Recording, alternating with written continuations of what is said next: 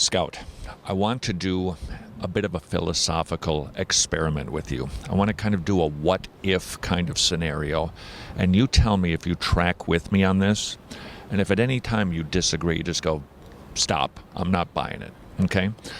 Scout, when you look around and you see the world, do you ever see bad things?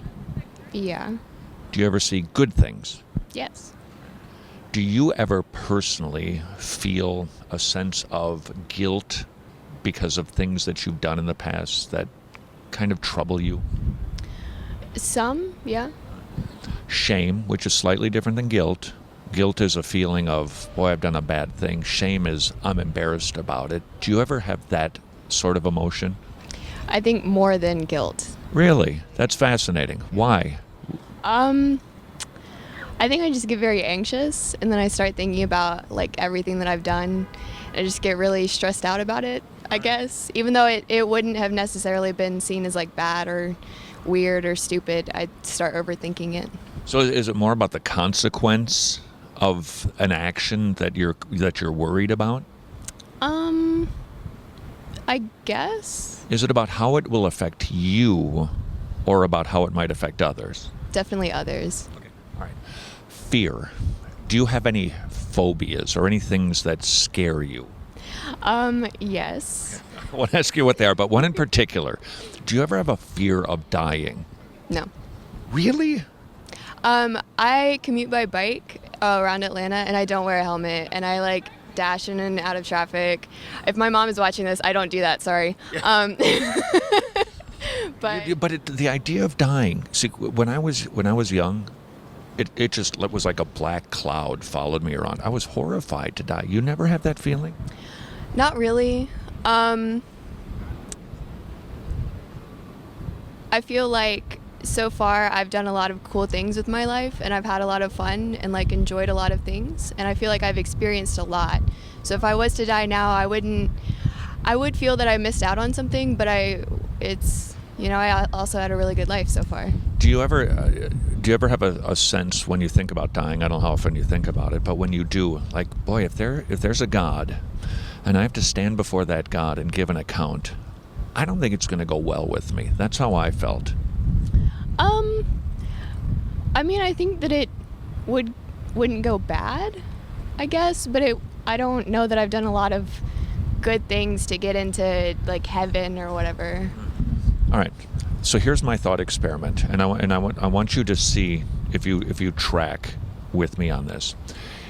If there is a God who can explain why we see both good and evil, pretty things and yet wicked things, all at the same time, it seems. And if there is a God who would be willing to deal with my guilty feelings that I've done wrong things, and if this God were willing to deal with my shame problem, this sense of, wow, I'd rather other people were not aware that I did those things or thought those things or did those things in darkness, and if this God could also deal with any fear that the afterlife would bring bad things to me, if that God existed, would you, Scout, want to be in a relationship with that entity? That's a really good question.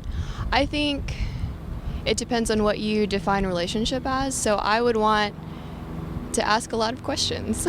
Like what?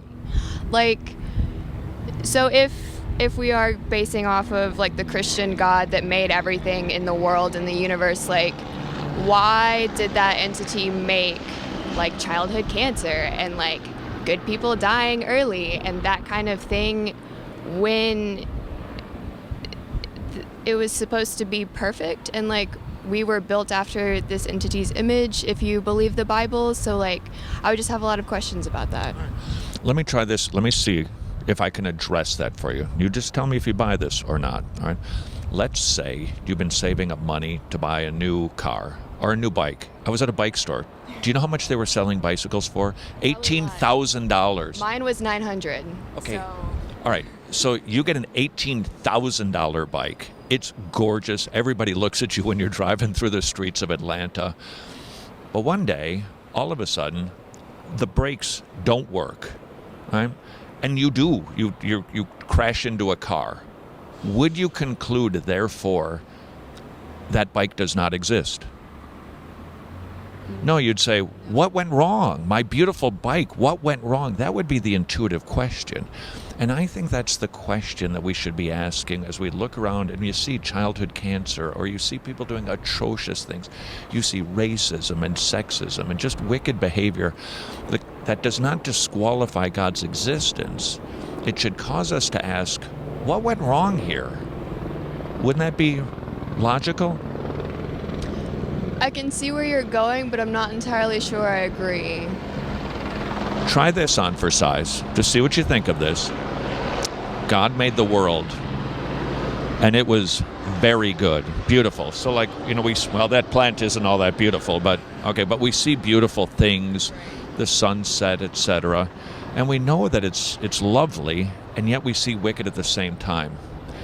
The Bible says God created the world, and it was very good, but we human beings, we did choose our own path. So we decided to rebel against God. We introduced what we would call sin and introduced evil onto the planet. So that's why we see the coexistence of both good and evil.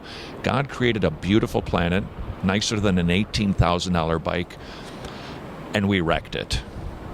Would that not be a reasonable explanation for the coexistence of those two entities, good and evil? So I guess you could make that argument. As like a scientist, I don't think that that's how it ended up. I think that we just have good and evil. I think that like our brain cells and all of the hormones and stuff that create us either make us act in one way or the other. And there is a spectrum of good and evil. It's not just like a dichotomy, but I guess you could make that argument.